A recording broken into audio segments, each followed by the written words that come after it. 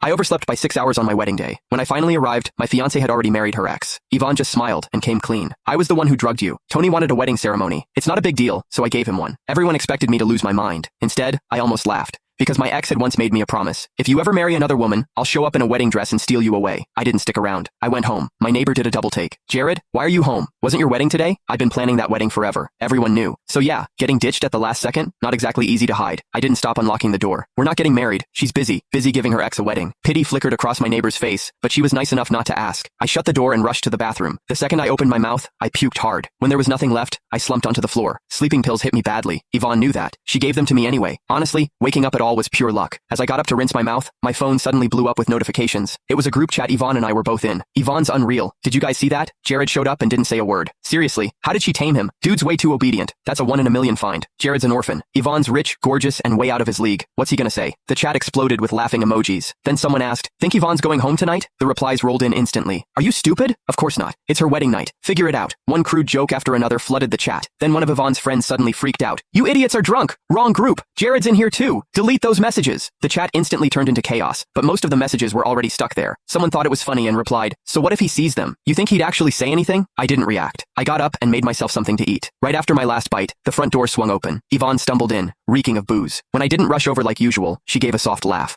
Then she came up behind me and wrapped her arms around me. It was just a wedding. It's not that serious. Just public humiliation in front of everyone. Right. I stood up with my plate and stepped out of her arms, heading for the kitchen. Yvonne followed. Something cold brushed my wrist. I looked down. A men's bracelet. Sissy as hell. One of Tony's favorites. Thanks. I said it while washing the dishes. Yvonne relaxed and leaned in. I stepped aside and put the plate away. Then I smiled. You forgot. I'm allergic to alcohol. Yvonne frowned, watching me like she had something to say. Then her phone rang. Tony. Her face lit up instantly. She answered and headed for the study. Click. The door locked behind her. I dried my hands, and my phone rang too. Monday morning, let's get the marriage license. I replied, okay. Then I went to the bedroom to pack. In the closet, I found a shirt that wasn't mine. Wrinkled, crumpled, like someone had shoved it in there fast. A closer look showed dried stains on the fabric. The door creaked. Yvonne walked in. The second she saw my red eyes, she knew. She calmly took the shirt from me. Maybe Ava or one of the girls left it here when they brought their boyfriends over. I lowered my head, hands shaking. Not from sadness, from disgust. Yvonne clearly got the wrong idea. She lifted a hand and brushed my cheek, almost compulsively. Jared, know what I like most about you? Before I could answer, she answered herself. Obedient. I'd heard that word more times than I could count. Obedient, reasonable, well-behaved, like a cat, like a dog, anything but a person. Tony's in the past. I gave him the wedding as a way to make it up to him. Don't overthink it. She patted my head like I was a pet, just like back then. Because of one casual decision from her, I was brought to the city for school. Then Tony played victim, and I was shoved right back into a corner, left for those rich kids to laugh at, like it was nothing, like I was something they could toss around whenever they felt like it. Get some rest if you're tired. Tony wants to buy a car, so I'm going with him. Maybe I was just tired of always being the one who lost. Or maybe it was the resentment I'd buried for years. I grabbed her wrist. Can you stay? Just once.